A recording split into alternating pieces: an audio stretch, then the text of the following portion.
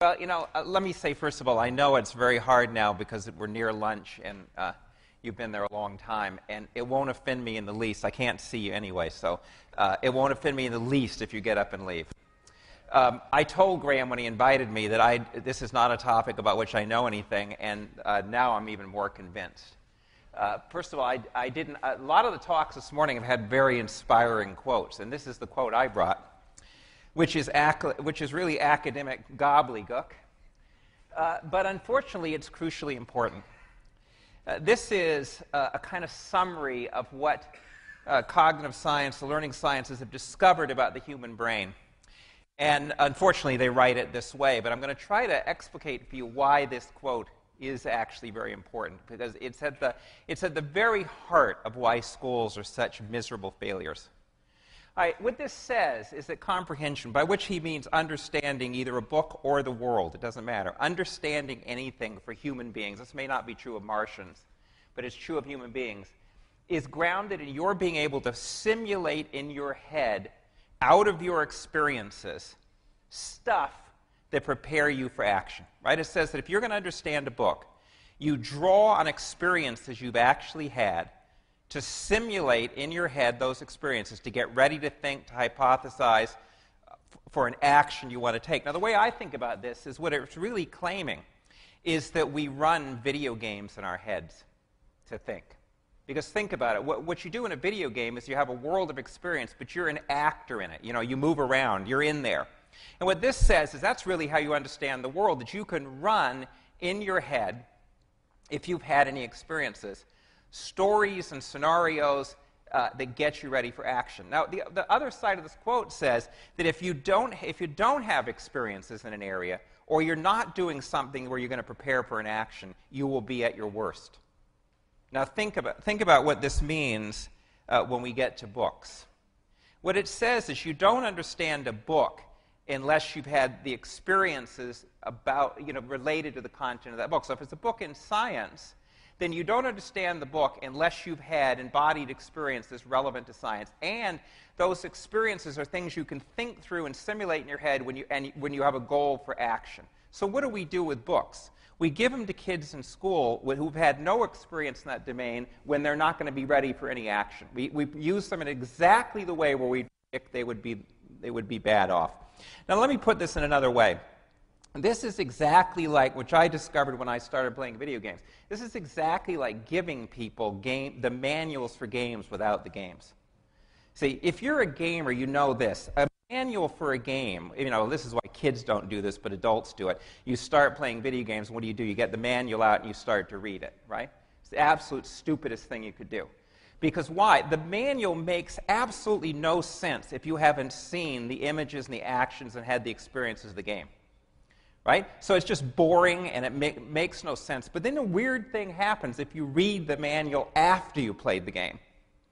Everything in the manual makes perfect sense now. Why? Because it has what I call situated meanings. That is, every word in the manual is now connected to an image, to an experience, to an action, to a piece of dialogue. Situated meanings. That is, you can run experiences in your head, you can think through those experiences because you just saw them in the game. So school is as successful as you would expect it to be if you were to have a game camp and give the kids only manuals, except that you'd probably get a revolution if you did that and not give them the game. Well, let me give you a concrete example. This is typical academic language. This is the sort of thing you see in school. You see it by high school, the age in America where many, many, many kids drop out. And that is, not only is that incredibly boring stuff, it's totally meaningless unless you can put into your head experiences from geology and experiences that are keyed to action. Now, if you can't, I ask, and many of us can't, I can't, for example, I ask you, do you want to take that with you for summer reading? Do you want to read that before you go to sleep at night? See, so the thing is, though, that if you have, the theory that I started out was if you do have experiences to marry to that, and you do put it in a situation of action, it turns out it isn't the least bit hard. We're playing a type of game with people when we give them this is the manual for geology, but we don't give people the game. Now, of course, one of the morals is we have technologies now. It's one of the things I'm going to argue, that both the handheld technologies, but all of the platforms, the digital technology, in which we can give the people the games and the experiences if we don't want to keep playing the traditional game of schooling. All right. Now, in order to say, I want to argue as fast as I can, given that you're near lunch, that there is we can talk about how schools are failing. But there's now in the 21st century another curriculum, a competing curriculum out of school. And kids in this curriculum are doing complex things and accomplishing complex goals and using complex language like that geology language all the time. And I'm going to get to that in a minute. And that curriculum is actually based on very deep principles of learning, just the ones we've discovered in learning sciences and cognitive science. So we have a paradox today. Our schools don't use the best principles we know about learning, but our popular culture does. Now, I want to run over a few ways in which video games really deal with this problem of language. So you've said in school already, we give people the manual without the game. The words are not married to experience. They're not married to the world. They're decontextualized to the world, and therefore, most people don't get it. All right, now, here's one thing that all video games do this. Let's take an example, Metal Gear Solid. Any video game does this. It's a rule system. It's a complex system that actually does a very interesting cognitive thing to be a gamer, and that is, in these systems, you are constantly switching between two different perspectives. One, an inside perspective where you're in the rule system, and you're actually inside of it, and you have to figure out from a place inside of it, how does this system work to my advantage? How can I get these actions and accomplish to my advantage? The other perspective is top-down. You're looking at the whole system from the top down and figuring out, what is the rule system, what is it like, right? You're constantly switching between being in it and being out of it. Now, this turns out to be a cognitively very complex thing to do, but very good for your head. Now, it's already being done in areas that we might consider more academic. So take a game like Civilization. In Civilization, forces you to think about hundreds of variables to do with building your civilization for thousands of years, while constantly thinking from one place in it, what does the world look like when I stand here in this very specific situation? And then being able to flip and look at the whole thing top down and think about what's the whole system. And then how can I use that from my position to good effect, and then how can I go back? How can I keep switching between these two things? What this does, what's the stance here, is gamers gain what I call an empathy for a system, or an empathy for a complex system. They're inside of it and outside of it simultaneously, so that they get a very cognitively complex empathy for how systems work. Now, it turns out this is a characteristic way in which scientists think. See, scientists build simulations that are a lot like games, but there's a big difference. The gamer is both in it and out of it. So you're a character in the game, or you're running a town in the game, plus you're looking at it as a whole system. The scientist, if he's building a model of an electromagnetic field, he's not an electron in the system. In a game, you would be. See, that's the game you want to make. If you're making this game, you're the electron and you're looking at the whole system. However, it turns out that scientists who know what they're talking about think like they were the electron. So here's the scientist. He's looking at one of his diagrams, and he says, when I come down, I'm in the domain state. He thinks he's in it. See, that's a gamer attitude. He's going to be in it and look at it from perspective, and then he's going to stand out and look at the whole system. A very cognitively complex thing to do. The second thing that games do, I've already talked about, there's two ways to understand words. One is purely verbal. I give you a bunch of words, you don't know what they mean, so I give you a lot more words. That's what we do in school. You don't get this text, here's another text. You don't know what this word means, what I'm going to give you, a definition, a bunch of other words. That's a verbal understanding, which tends to be fairly worthless. Situated understandings, which are married to your experience in the world, are when you can associate a word with an image, an action, dialogue, or experiences you had. Now, think of the geology text. If you don't understand it, what I'm going to offer you in a verbal way, in a school way, is just give you more text, more geology. I'll just explain every word with a lot more words, and you'll be bored. And you won't understand it anyway, and you won't retain it for 3 minutes. On the other hand, I could start giving you all the images, actions, and experiences those words stand for, immerse you in those, and then that language would become simple. And I'll prove that to you in a minute. So, situated meanings means that I've married words to the world. Now, see, this is what games that hold the greatest promise for, because we can create worlds. All the worlds we want to teach, whether it's physics, biology, chemistry, civics, we can create worlds and marry the words to those worlds. It's, to give you an example of how this works in gaming now, and we can do this a lot better. How many people, see, I can't see you, but has anybody played Portal? Boy, there's a real problem here. Portal is a fabulous game, and what you do in Portal is you don't get to kill anything. You could make two portals with the portal gun, a blue one and an orange one, and then you go in one, you come out the other.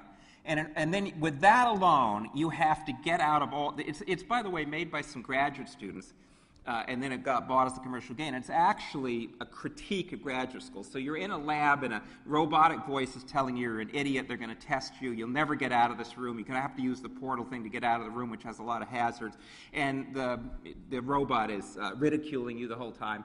And then when you get out of the room, the robot says, well, I didn't think you were that smart, but, the next room will be bad, you're really stupid. And then by the end, you find out the robot's trying to kill you, and you have to escape from the thing. That was their view of graduate school. Now, in this, but it made them a lot of money. Now, in this game is actually playing with the principle of physics. And so there's a whole bunch of physical principles that you actually embody. One, for example, the law of conservation of momentum. If you could in this game, you have to sometimes, you'd have to be able to fling yourself clear across this room to get to a balcony. And the way you do that is I'd make a portal right here on the stage, and then I'd make a portal back there. Trouble is, I've got to be going, the momentum's going to be conserved, so I've got to get enough momentum here to come out of there with just the right momentum to go across the room. And so as you do that 112 times, the law of conservation momentum is now in your body because you're actually flinging through the room, and you have to calculate it, and you have to think about it, and when you fail, you plop on the floor, and you get the whole thing. However, so you're living out these physical laws. You're embodying them. They're situated. Now you got images, really embodied images.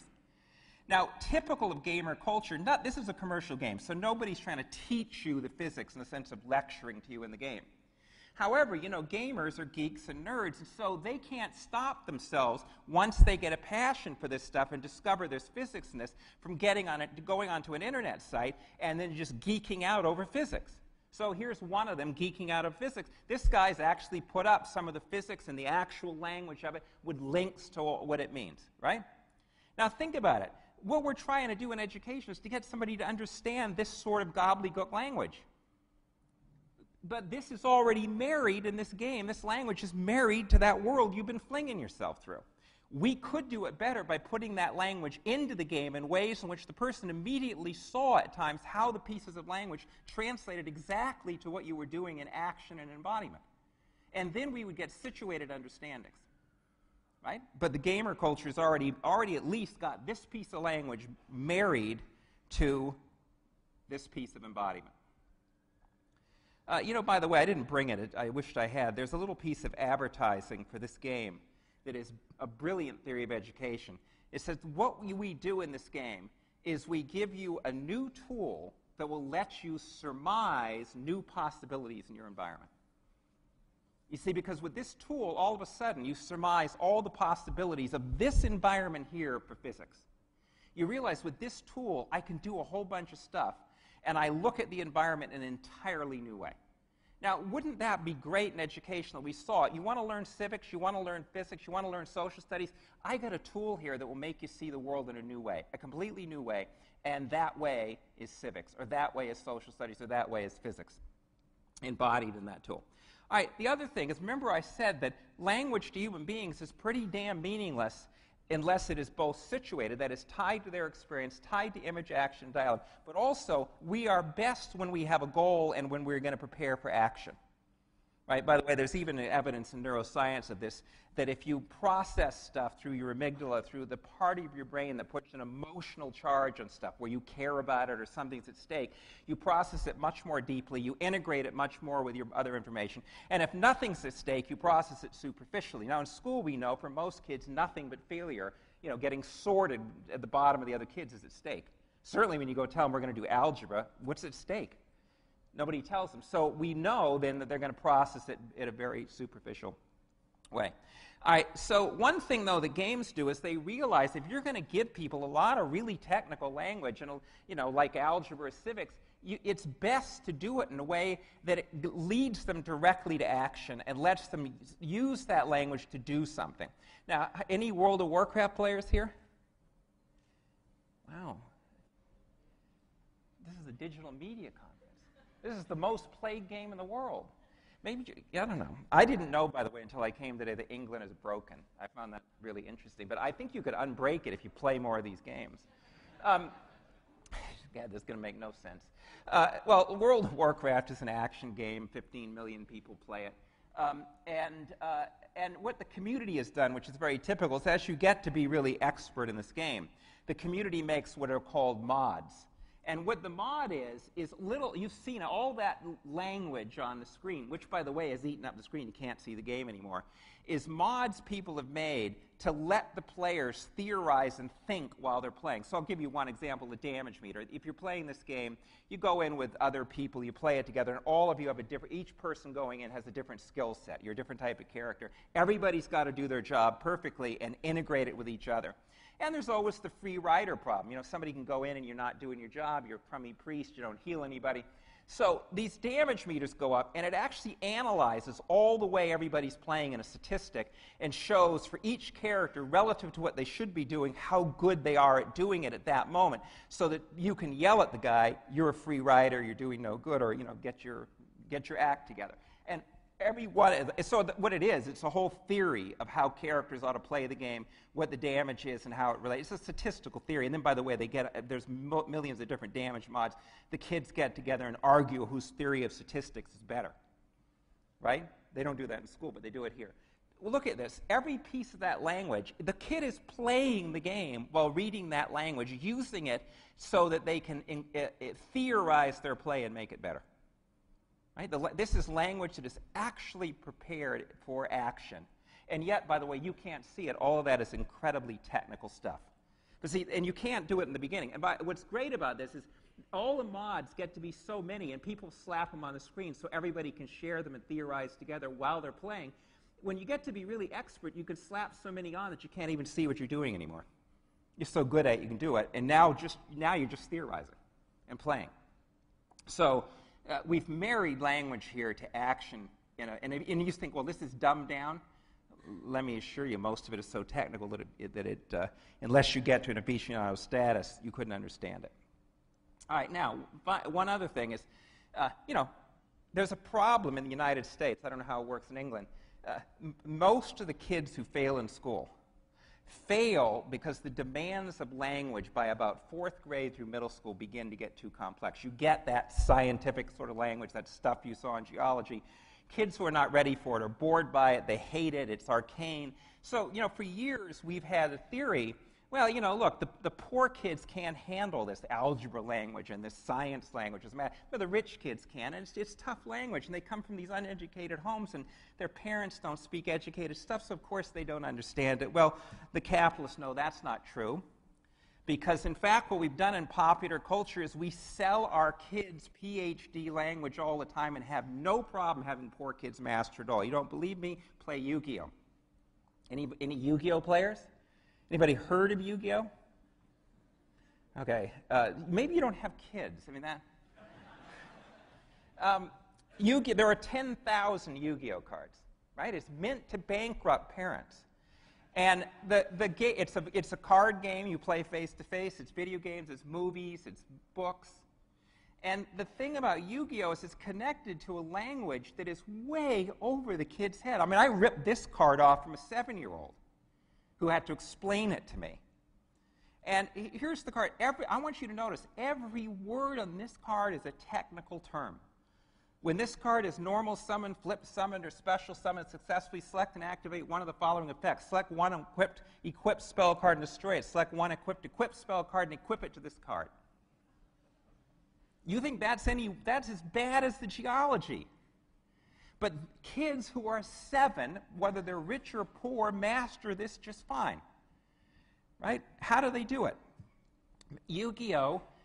Is what I call lucidly functional language. Every piece of that land, by the way, when the kids, you got 10,000 cards, you play 40 of them at a time. When you argue over the rules, here's what you do. You go to a website that gives the rules. It's written in a super PhD language. I can't understand a word of it. I mean, I'd much rather do the linguistics I did as a graduate student. So imagine your 7-year-old is forced to go to the internet and read stuff that's college level when his school's giving him a decodable text. But here's how Yu-Gi-Oh! Does it. Every piece of that arcane specialist language is married to a physical action in the game. It is a recipe for what you do in the game. It's a recipe for how you lay the cards out, which are visual. It's also, by the way, completely explicated in the movies, because the movies are just the narrative of playing the game and acting it out. So think about it. Every word, every technical phrase is married to an action, to a rule in the game, to something I do, and to what I'm going to argue over with you. Right? It's lucidly functional because we have married language and action completely. By the way, that's exactly how physicists look at their language. They know the rules of physics, and they know each piece of it is married to stuff you do in this order, in this way, in the realm of action and in the realm of argument. Now, capitalists discovered this. Right? Think about it. While we're we're making both in England and the United States back to basics. Everybody's doing skill and drill. The stuff's too hard, except for the rich kids to do this stuff. We're out selling. This, by the way, is only one of hundreds. So your kid might play this and Dragon Ball Z and about Pokemon and 1,000 others. All right. Another thing that gaming does, which of course is central to learning in the curriculum, is gaming has at its higher end the modding culture. That is, more and more kids don't want the game as you gave it to them. They want to redesign it themselves. And games come often with the software of which they're made so that you can make it better. And the kid often thinks, oh, yeah, I can do this better. And so take Tony Hawk, a skateboarding game. You can play it, or you can build the whole thing. You build your skate park, your skates, your tricks. You build the whole thing using a 3D engine of the sort only professionals used to use. Then you give it to other kids, get a critique, and you are now designing a game. Here is the Age of Mythology. This is a game in which you put whole mythological civilizations against each other. You can do it, you can play it, you can also make it. You can mod the civilization, put every character, every environment. This is a piece of the 3D engine. This is one thing. Matt, how well do you think this is to a kid? By the way, this is a game 7-year-olds play as well. Age of Mythology, which you look at, Egyptian mythology, Norse mythology, Roman mythology, and you've got all these cultural variables, you've got all the environment, all stuff, and you say to the kid, in addition to playing this game, you build the whole thing. You build civilization. You make it up. And of course, or you can go write fan fiction about it. You can do anything you want. This is meta thinking with a vengeance. You think how well you understand the technology and the language connected to this game by the time you've both played it and built it.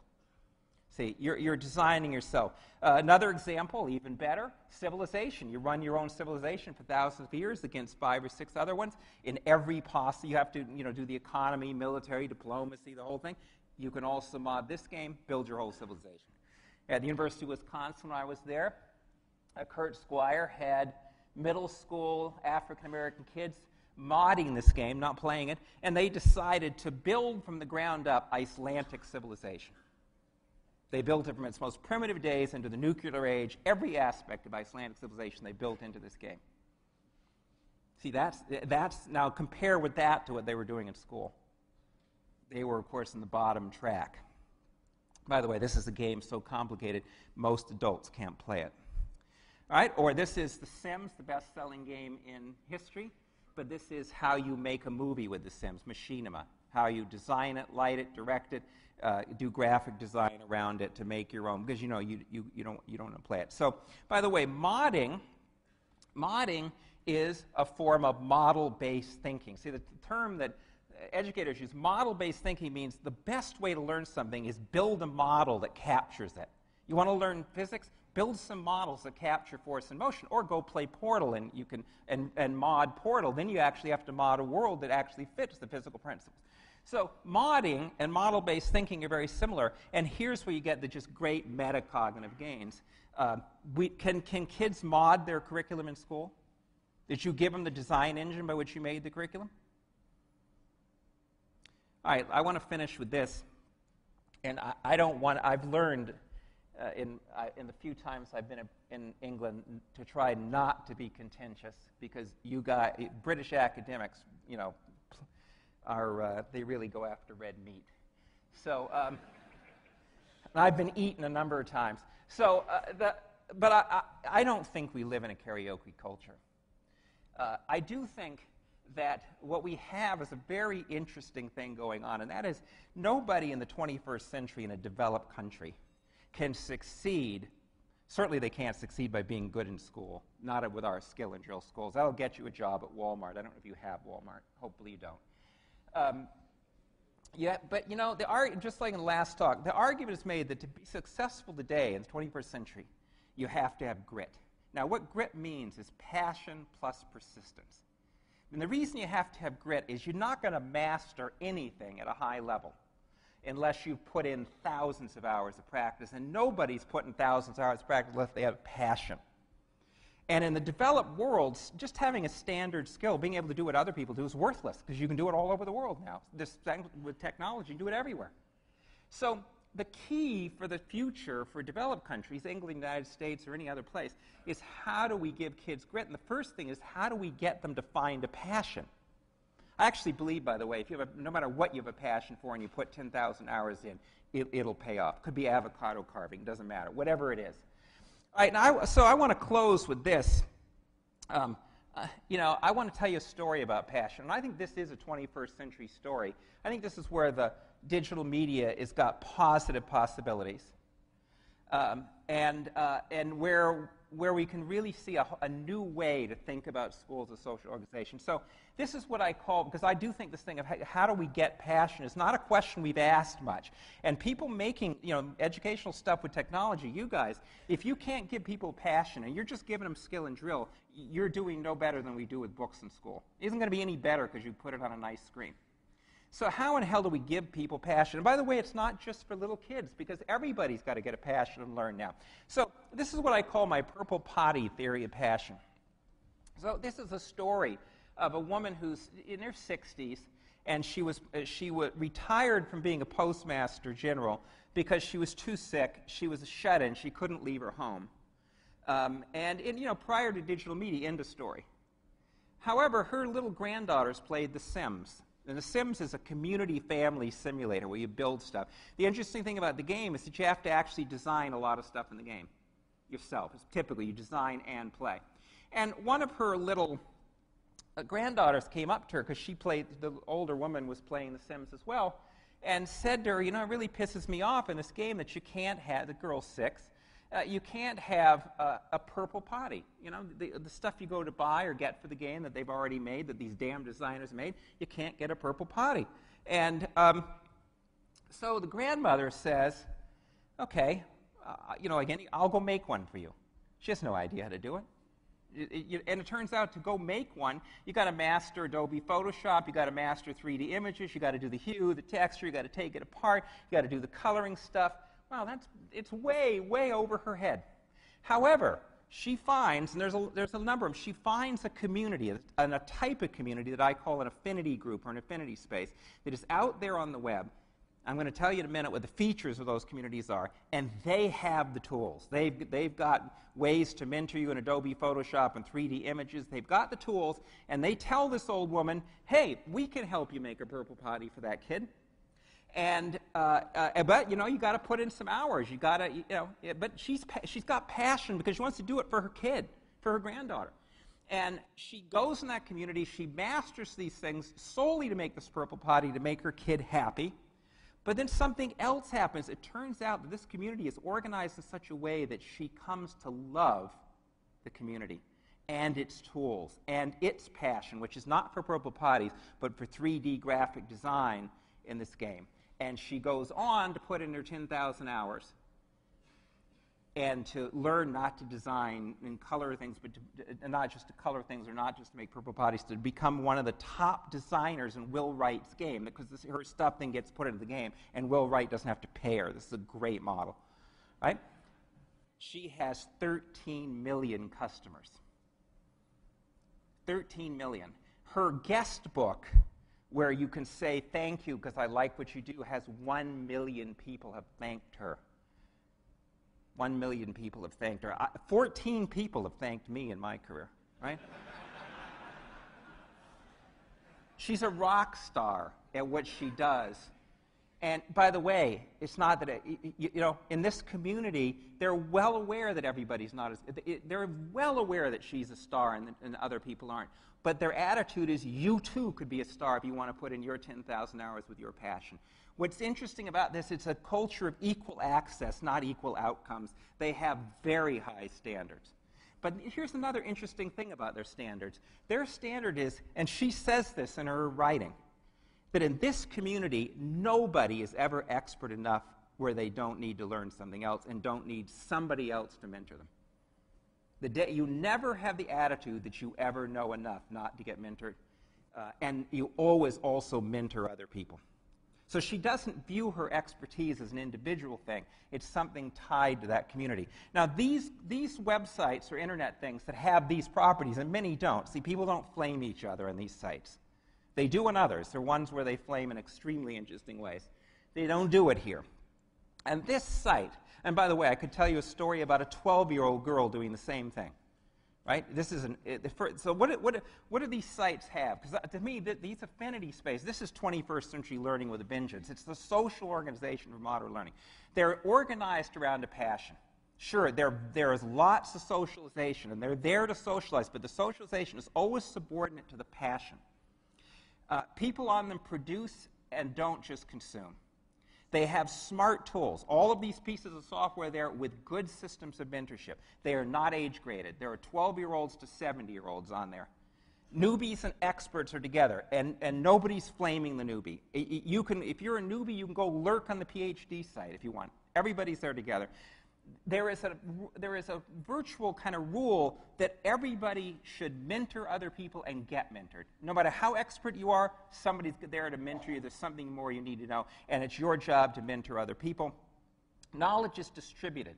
That is, Tabby Lou does not feel all of her expertise is in her head. She knows some of it is in the other people in the community she can ask, and in the community's tools, and very much in the organization of the community around his passion. It's not her individual possession alone. She's not an aficionado in the sense in which it's all about her. Knowledge is dispersed in the sense that the site is linked to many others. Anything you can't get there, there's an immediate way to travel some other place and get it. They have a very interesting attitude towards learning, and they talk about this. Learning is your responsibility. It's an individual responsibility, but that never should preclude you collaborating and asking for help. Interesting. There's no contradiction. They expect you to have a proactive, individual attitude towards learning that still sees collaboration and asking for help as an essential part of learning. And as I've said, everyone is always still a learner in this site. So these are, now, how many of these 10 features are in school? Close to zero. So we sit, many of our problems about learning have already been solved, so people who make Yu-Gi-Oh cards or sell The Sims can make money. And I don't begrudge them that. They are using the very principles we discovered, and nobody is discovering that poor kids or minority kids can't do Yu-Gi-Oh. Right? See, think about it. Class differences, racial differences happen only when you move this stuff to school. They don't happen in the 21st century curriculum out of school. Surely we can do better in school. But for those of you, and you guys are on the front lines, you're going to make this stuff, and you have a fundamental choice. You can give people situated meanings with all that I've said, and you can then assure everybody succeeds, because you can't fail when you have a situated meaning. You can't fail to understand the game manual if you played the game. You can't fail to understand it, so you can't sort people anymore. Or you can do the same thing we did with books and ruin another technology. Thank you.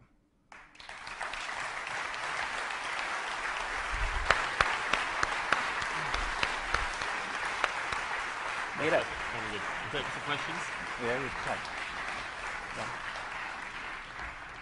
I'm just going to take a couple of questions and then break for lunch because I think there was Questions, a superb... comments, diatribes. Yeah, anyone want to take the mantle?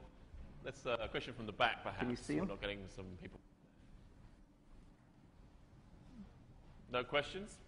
There's a hand. Lady there, just in the center. Hello.